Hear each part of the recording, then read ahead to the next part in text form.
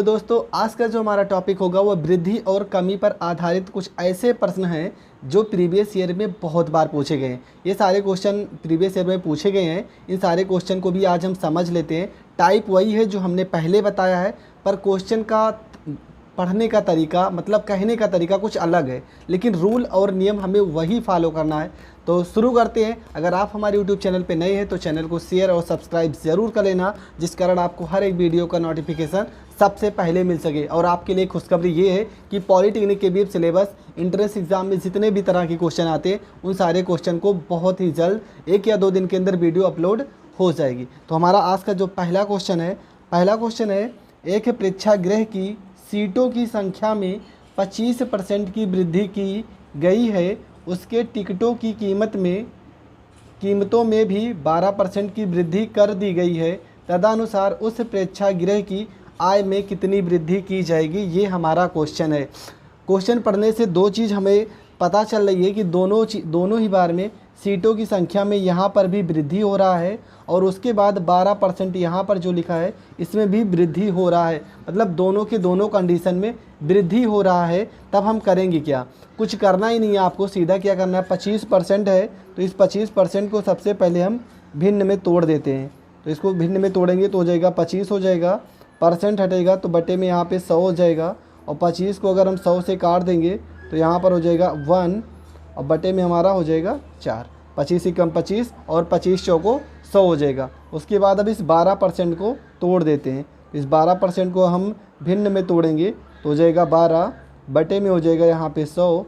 4 से काटेंगे तो 4 3 12 हो जाएगा, और 4 को अगर 100 से काटेंगे तो 25, तो हो जाएगा 3 बटे में 25 इसका मान हो जाएगा। 25% को भिन्न में तोड़ेंगे तो 1/4, 12% को तोड़ेंगे तो 3/25। और दोनों ही केस में क्या हो रहा है? वृद्धि हो रहा है। वृद्धि का मतलब यहाँ पे पहले हमारा जो रहा होगा मूल्य या सीटों की संख्या रही होगी 4, अब 4 में 1 की वृद्धि हो गई तो कितना हो जाएगा? यहाँ पे 5 हो जाएगा। उसके बाद यहाँ जैसे 25 है और पहले 25 रहा होगा, 25 में 3 की वृद्धि हुई तो इसका मान हो जाएगा 28 हो जाएगा। अब इसको हम हल करते हैं। हल कैसे करते हैं? हमने बताया पहले कितना हमारा मूल्य था, पहले हमारा मूल्य था 4 और 4 से वृद्धि होकर कितना हो गया है? 5, तो यहाँ पे लिख देते हैं 5। इसके बाद ये पहले मूल्य कितना था? 25, तो यहाँ पे 25 कर देते हैं। 25 में 3 की वृद्धि हुई तो कितना हो जाएगा? यहाँ पे हो जाएगा 28 हो जाएगा। इसके बाद हम इसको क्या करते हैं? मल्टीप्लाई कर देते हैं। 25 को 4 से मल्टीप्लाई करोगे तो 25 चौको 100 हो जाएगा। 28 को 5 से गुणा करते हैं तो 5 8 40, हासिल आ गया 4, 5 दूना 10 और 4 14 हो जाएगा। इसके बाद हमने क्या कहा है? इसके बाद इन दोनों का अंतर लेते हैं, तो इन दोनों का अंतर आ रहा है कितना? 40। फिर उसके बाद जो पहले का मान होता है, जो पहले की वैल्यू होती है उसको लिखते हैं बटे में। तो यहाँ हर में लिख देंगे कितना? 100 है तो यहाँ पे 100 हो जाएगा। और प्रतिशत में हमें चेंज करना है तो गुणे में तो 100 लगाएंगे ही, और ये 100 से ये 100 कट जाएगा तो हमारा जो आंसर आएगा वो 40% हो जाएगा इस क्वेश्चन का आंसर। तो दोस्तों रूल नियम वही का वही है, पर क्वेश्चन है उसका तरीका थोड़ा सा चेंज हो गया है। तो आपको रूल नियम बस वही फॉलो करना है। हमने पहले ही बताया था कि जितने भी क्वेश्चन हैं इसी रूल और नियम पर लगेंगे, आपको कोई अदर रूल या नियम लगाने का ज़रूरत नहीं है। तो हमारा जो अगला क्वेश्चन है, अगले क्वेश्चन की ओर बढ़ते हैं। अगला क्वेश्चन है हमारा, एक व्यापारी एक गलत तराजू के माध्यम से वस्तुओं को खरीदते समय 10% का घोटाला करता है तथा बेचते समय भी 10% का घोटाला करता है, तो उसका लाभ प्रतिशत क्या होगा? क्वेश्चन को पढ़ने के बाद आप समझना है कि क्वेश्चन कह क्या रहा है। तो क्वेश्चन ये कह रहा है कि कोई व्यक्ति है, अगर वो सामान खरीदने जाता है तो वो 10% का घोटाला कर लेता है। कहने का मतलब ये कि मान लो कोई सामान 10 रुपये का है, तो वो जब खरीदने जा रहा है तब भी वह घोटाला करके उस सामान को 9 रुपये में ही खरीद ले रहा है। मतलब खरीदते समय 10% का घोटाला करता है, मतलब कमी 10% का घोटाला किया, 10 रुपये का सामान वो 9 रुपये में ही खरीद लिया, तो वहाँ पर उसका फ़ायदा हो रहा है। और फिर जब उसी सामान को बेच रहा है तो फिर से 10% का घोटाला करता है। मतलब दोनों ही कंडीशन में उसका फ़ायदा ही हो रहा है। क्वेश्चन पढ़ने से ये लग रहा होगा कि कमी हो रही है, पर आप क्वेश्चन को समझें तो दोनों क्वेश्चन को दोनों वैल्यू में यही अंतर है कि दोनों ही केस में उसका फ़ायदा ही हो रहा है, उसका प्रॉफिट ही हो रहा है। तो कैसे करेंगे, 10% को पहले भिन्न में तोड़ते हैं, तो यहाँ पे 10% है, 10% को हम भिन्न में तोड़ेंगे 10 हो जाएगा, परसेंट हटेगा तो बटे में यहाँ पे 100 हो जाएगा। 10 से अगर हम 100 को काट देंगे तो यहाँ पर 1 और बटे में यहाँ पे 10 हो जाएगा, 1/10 हो गया। इसके बाद इस वाले भी 10% को तोड़ देते हैं, तो यहाँ 10% है, अगर इसको हम तोड़ेंगे तो ऊपर हो जाएगा 10, परसेंट हटेगा तो बटे में आ जाएगा 100। 10 से अगर हम 100 को काट देंगे तो यहाँ पर हो जाएगा 1 और बटे में यहाँ पे हो जाएगा 10 हो जाएगा। इसके बाद अब क्या कह रहा है, अब क्वेश्चन का मतलब समझो। जब वो खरीदने जाता है तो 10 रुपये का सामान होता है, पर खरीदते समय भी उसका फ़ायदा हो रहा है और बेचते समय भी उसका फ़ायदा हो रहा है। तो 10 रुपये का सामान अगर उसका घोटाला कर रहा है तो कितने का, 1 रुपये का घोटाला कर रहा है, कितना हो रहा है, 11 रुपये। और उसके बाद इस वाले केस में भी 10 रुपये के सामान 1 रुपये का घोटाला कर रहा है तो कितना हो जाएगा, 11 हो जाएगा। इसके बाद क्या करते हैं हम, इसके बाद हमारा पहले का मान कितना था, 10, और 10 में 1 की वृद्धि हो जाने पर कितना हो जा रहा है, 11। और ये भी था पहले कितना, 10, और 10 में 1 की वृद्धि हो जाने के बाद कितना हो जा रहा है, 11 हो जा रहा है। तो 10 को 10 से गुणा करेंगे 100 हो जाएगा, 11 को 11 से गुणा करेंगे 121 हो जाएगा। यहाँ पे 100 हो गया और 121। अब इन दोनों का अंतर निकाल लेते हैं, तो 100 और 121 का अंतर निकालोगे तो आ जाएगा कितना, 21 आ जाएगा। और बटे में क्या लिखेंगे, जो हमारा पहले मान था कितना, 100, और प्रतिशत में चेंज करने के लिए गुणे में क्या हो जाएगा, 100। ये 100 से ये 100 को काट देंगे तो उसको व्यापारी को कितने रुपए का प्रॉफिट हो रहा है, तो 21% का उसे प्रॉफिट हो रहा है।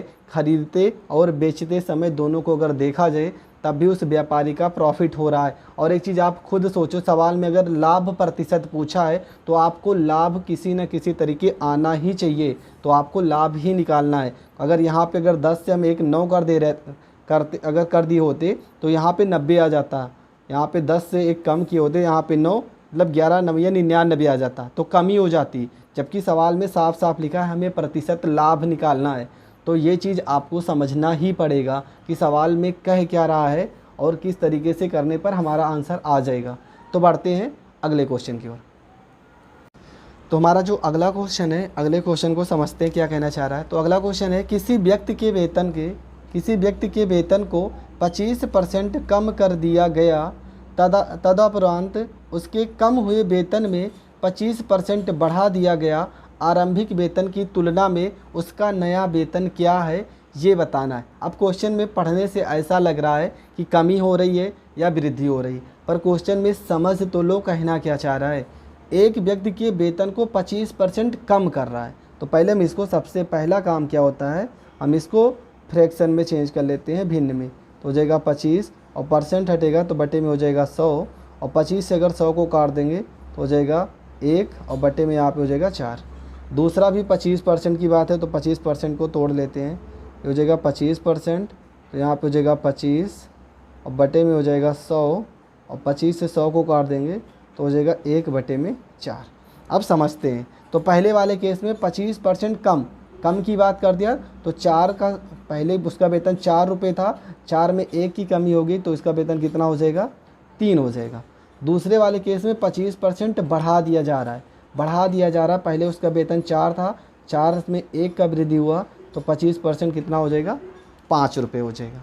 अब क्या करते हैं, अब वही रूल नियम जो आप पढ़ते आए हो, पहले कितना मूल्य था, 4, तो यहाँ पे 4 लिखेंगे, 4 में 1 की कमी होने के बाद मूल्य कितना हो गया, 3, तो यहाँ पे 3 लिखेंगे। मूल्य कितना था, 4, और 4 में 1 की वृद्धि के बाद मूल्य कितना हो गया, 5 हो गया। इसके बाद गुणा करते हैं, 4 को 4 से गुणा कर दोगे 16 हो जाएगा, 5 को 3 से गुणा कर दोगे 15 हो जाएगा। अब इस केस में क्या करते हैं, इन दोनों का अंतर निकालेंगे, तो 16 में से 15 जाएगा 1 हो जाएगा, और बटे में क्या है, बटे में हमारा कितना रहता है 16, तो यहाँ पे 16 हो जाएगा, और गुणे में यहाँ पे हो जाएगा 100 हो जाएगा।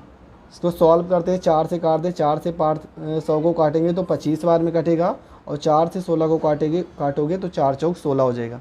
तो मान आ जाएगा हमारा 25 और बटे में 4, और 25/4 को अगर हम सॉल्व करेंगे तो 4 को 25 में भाग करोगे तो 4 छंग 24, 6 सही 1/4, ये % हो जाएगा आंसर। पर सवाल में दिक्कत ये है कि उसका जो नया वेतन है उसमें कमी हो रही है कि वृद्धि। तो पहले वेतन कितना था 16 और 16 से वेतन हो रहा है 15। दिखने से ही पता चल रहा है 16 से 15 हो रहा है, इसका मतलब क्या हो रहा है कमी। तो यहाँ पर इसमें क्या हो रहा है, इसमें हो रहा है कमी और ये हो जाएगा 6 सही 1/4% कमी और यही हो जाएगा इस क्वेश्चन का आंसर। तो आपको कमी और वृद्धि इस पर भी ध्यान देना है क्योंकि जो वहाँ पे आपके ऑप्शन होंगे वो कमी और वृद्धि दोनों लिखे होंगे। तो आपको कंफ्यूज नहीं होना है, बस आपको ये वैल्यू देखना है कि पहले वो 16 रुपये कमा रहा था, अब 15 रुपये उसका वेतन हुआ है, तो कितने रुपए की कमी हो रही, 1। तो कमी हो रही, तो इसलिए आंसर भी जो आएगा वो कमी में ही आएगा। बढ़ते हैं अगले क्वेश्चन की ओर। हमारा जो अगला क्वेश्चन है, यदि किसी वृत्त के व्यास में 100% की वृद्धि कर दी जाए तो इसके क्षेत्रफल में कितनी वृद्धि हो जाएगी। वृत्त के व्यास, या तो व्यास लिख के आएगा या तो त्रिज्या लिख के आएगा, आपको उसमें कन्फ्यूज नहीं होना है, कुछ भी नहीं। यहाँ पे 100% है तो इस 100% को सबसे पहले हम भिन्न में चेंज करते हैं। तो यहाँ पे हो जाएगा 100 और परसेंट हटेगा तो बटे में हो जाएगा 100। 100 से 100 को काट देंगे तो यहाँ पर 1 और बटे में 1 हो जाएगा। पहले उसकी त्रिज्या कितनी रही होगी, व्यास कितना रहा होगा 1। अब 1 में 1 की वृद्धि हो रही, क्यों, क्योंकि वृद्धि की बात किया तो कितना हो जाएगा 2। अब वृत्त है और वृत्त का क्षेत्रफल का फार्मूला होता है पाई आर स्क्वायर। ये वृत्त के क्षेत्रफल का फार्मूला होता है। इसी अब व्यास हो या त्रिज्या हो, दोनों चाहे व्यास रखोगे चाहे त्रिज्या, आंसर वही आएगा। तो यहाँ पे त्रिज्या कितनी बार, 2 बार है, तो हम व्यास को भी यहाँ पर हम 2 बार लिखते हैं। 1 को 1 से गुणा करोगे 1, 2 को 2 से गुणा करोगे 4, इन दोनों का अंतर कितना आएगा 3। तो यहाँ पे अंतर हो जाएगा 3 और यहाँ पे जो वैल्यू फर्स्ट में रहती है बटे में 1 और गुणे में यहाँ पे हो जाएगा 100। 3 को 100 से गुणा करोगे तो 300% हो जाएगा इस क्वेश्चन का आंसर। बढ़ते हैं अपने अगले क्वेश्चन की ओर।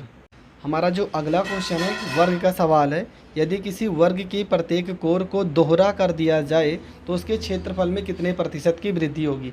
कोई वर्ग है, हमें पता है वर्ग का क्षेत्रफल का जो फार्मूला होता है, वर्ग का क्षेत्रफल का फार्मूला हो जाएगा भुजा का स्क्वायर, ये होता है फार्मूला।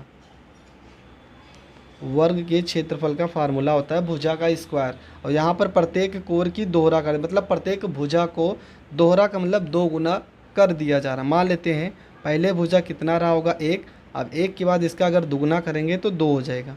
अब लेकिन यहाँ पे वर्ग के क्षेत्रफल में भुजा का स्क्वायर होता है, मतलब भुजा को हम 2 बार लिखेंगे। 1 को 1 से गुणा करोगे 1, 2 को 2 से गुणा करोगे 4 हो जाएगा।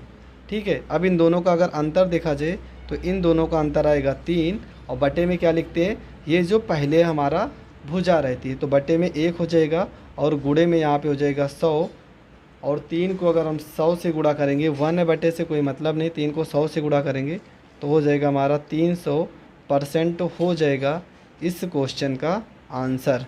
तो दोस्तों अगर आपको हमारी वीडियो पसंद आती है तो प्लीज़ चैनल को शेयर और सब्सक्राइब ज़रूर कर लेना, जिस कारण आपको हर एक वीडियो का नोटिफिकेशन सबसे पहले मिल सके। तो दोस्तों आप हमारे यूट्यूब चैनल पे नए हैं तो प्लीज़ लाइक कमेंट ज़रूर करना। जिस भी सिलेबस को पढ़ना चाह रहे हैं, चाहे पॉलिटेक्निक हो, हाई स्कूल, इंटर हो, कंपटीशन की मैथ हो या फिजिक्स हो, वो सारी की सारी चीज़ें यहाँ पे प्रोवाइड कराई जाएंगी बहुत ही जल्द। तो आज के लिए बस इतना ही, मिलते हैं अगली वीडियो में। और अगली वीडियो जो होगा वो बहुत ही इंटरेस्टिंग होगा। आय और व्यय पर आधारित क्वेश्चन होंगे जो कि हाई लेवल और लो लेवल दोनों को उठा के मिक्स करके बताए जाएंगे और जो क्वेश्चन प्रीवियस ईयर में आए हैं उन सारे क्वेश्चन को भी बताया जाएगा।